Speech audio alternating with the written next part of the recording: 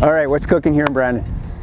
Yeah, the last I checked, this July 25th pre-harvest sale is a record-breaking size. It's the biggest we've ever had, over 600 lots, and yeah, it's a lot of pieces, a lot of really nice pieces. Being a pre-harvest sale, there's obviously a lot of combines, a lot of headers, grain trailers, grain carts, and the assets you'd expect too.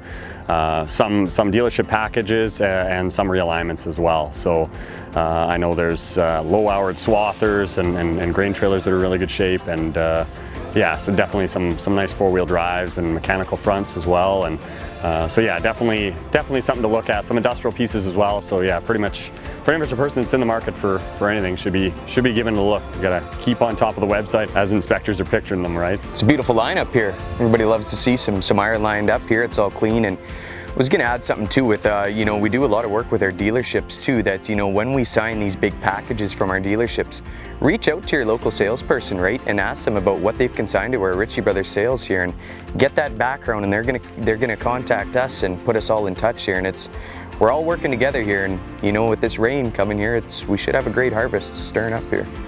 It used to be more of a thing where people would take something to auction to drop it off to get rid of it, but you know, the game's totally changed now, right? And you know, there's no hidden secrets with it. Why that piece of equipment's here and you want to learn more about it, contact one of us directly, right? We'll be happy to tell you where it came from, the history that we know, and get you the background story on that specific piece. Yeah, even put you in touch with the seller as well, and get the best contacts you can possibly have, right? So I think you have to add to that is that the reason some of this equipment is here, it's not because necessarily it's bad, it's just the circumstances of the market right now, right? Mm-hmm. There is a surplus of equipment, you know, coming out of COVID where there's nothing, and to, you know, flip side here, we got a surplus of equipment, and the equipment's here because unfortunate situation is, you know, it has to move, right? Stuff sitting around, it's not good. People ask, well, why would you sell an auction? And like our clients are busy as ever, right? So a person may not have the time or the means to sell it themselves.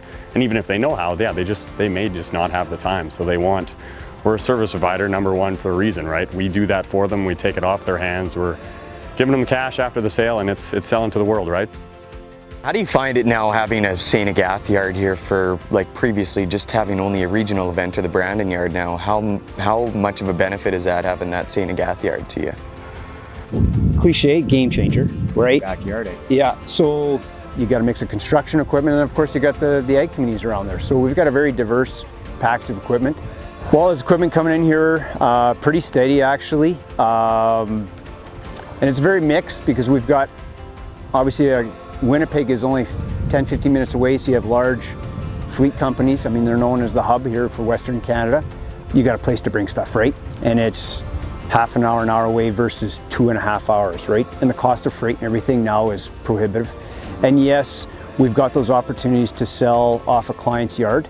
Taking them to our yard, visibility, we deal with the pre-inspections, post-sale, right? Meeting with the buyer afterwards, or the freight company, and the paperwork and all that.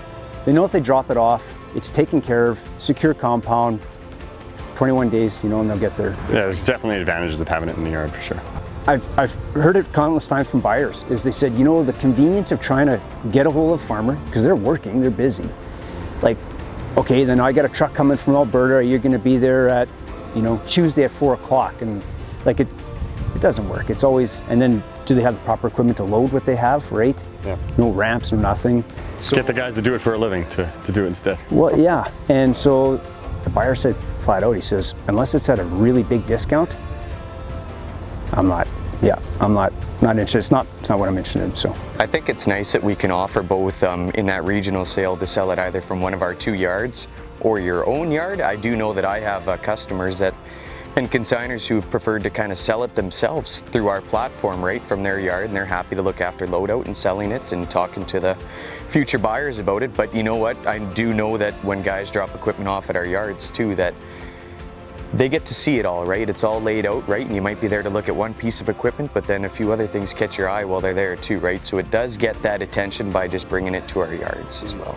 Well, yeah, very frequently, I think the statistics show that quite often buyers are buying more than one asset in our sale, right? So if they're going to a buyer's yard or a seller's yard to look at a piece, as opposed to our yard, yeah, there's a good chance they're looking at more than one piece, right? So it's nice to have a central location. But Manitoba is vast, so there's definitely advantages from selling from a client's yard as well. So probably as big a value is just the exposure of us being right on that 75 highway. It's a main corridor coming in through the US, right? That I-29 that feeds into Highway 75.